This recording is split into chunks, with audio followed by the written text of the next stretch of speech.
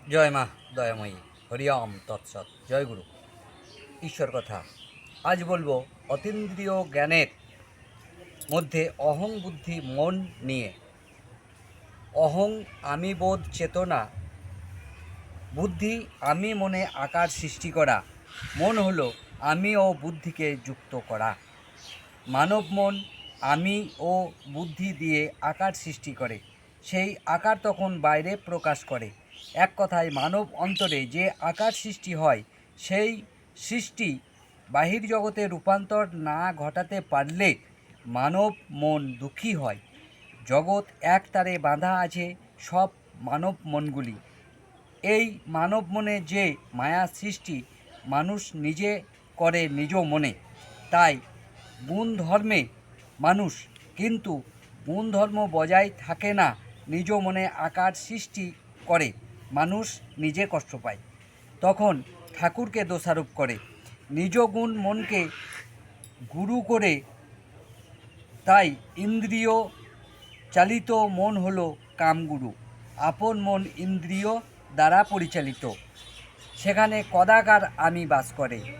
নিজ ইন্দ্রিয় মন দিয়ে ঈশ্বর সত্তাকে দর্শন করব মনে করলে তো হবে না। মানব মন সবসময় কাম মনে বা কামনা মনে পড়ে থাকে। সে আপন লালসায় ইন্দ্রিয় সুখ ভোগে ব্যস্ত থাকে। তাই গুরু জ্ঞান নাই সে মনের। নিম্নমানের মন দিয়ে আত্মদর্শন বা নিজেকে দর্শন হয় না। কাম মনের কথা বললাম এতক্ষণ, এবার বলবো প্রেম মনের কথা। যে মানুষ প্রেম নিয়ে থাকে, যে মানুষের ধর্মের ভয় থাকে প্রবল, ন্যায় ন্যায্য বিচার মনের মধ্যে কাজ করে দ্রুত গতিতে, সে মানব মনে গুরু জ্ঞান থাকে। তাই গুরুতে ভক্তিমতি কাজ করে। গুরুমতি মন যখন মানব মনে জাগে, তখন গুরু নিজে এসে দেখা দেন স্বয়ং সশরীরে। প্রকৃতি মা এ কাজ নিজে স্বয়ং করেন তখন। তাই জগতে চেতন গুরু ছাড়া আত্মদর্শন করা অসম্ভব। তাই মানুষ তোমাদেরকে বলি, ধর্মে মন দাও এবং গুরু ব্যবহার শেখো। গুরু একদিন হঠাৎ এসে সাক্ষাৎ দেবে। ঈশ্বর সাধনা এ তোমাদের নিজ সাধনা। এ সাধনার উপর তোমাদের অধিকার আছে। সাধনা আপন আপন নিজ নিজ এ কাউকে দিয়ে করিয়ে নেব মনে করলে হয় না।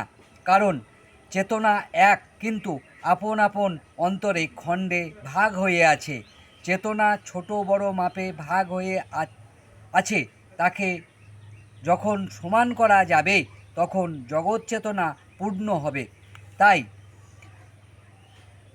নিম্নমানের চেতনা অসুরবৃত্তি ইন্দ্রিয় দ্বারা পরিচালিত মন বিচারে সমান করলে তো হবে না।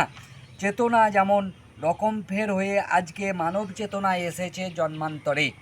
সাধু হয়ে মানব চেতনাকে শুদ্ধ করে, তারপরে হয় ঠাকুর দর্শন। পশুকুলের ইন্দ্রিয় দ্বারা পরিচালিত মন নিয়ে হয় না সুষমা দর্শন করা। সুষমা জ্ঞান, সমান জ্ঞান, শুদ্ধ জ্ঞান এ বাবা সাধনা না করলে হয় না। তাহলে প্রথম চাই ঈশ্বর চিন্তা, দ্বিতীয় চাই নিজ মধ্যে গুরু চাহিদা কতটা বেড়েছে। গুরুর চাহিদা যখন প্রবল হয়, গুরু তখন নিজেই আসে। সেই গুরু এসে শিষ্যকে কৃপা করলে গুরুর কৃপায় হয় সুষমা দর্শন। সুষমা দর্শন হলে আত্মদর্শন করা তখন সহজ হয়। অতীন্দ্রিয় আশ্রম উবলায় সনাতন মানব গুণ ধর্মধারী সহদেব মা অনুরাগী বৈরাগী। কত বড়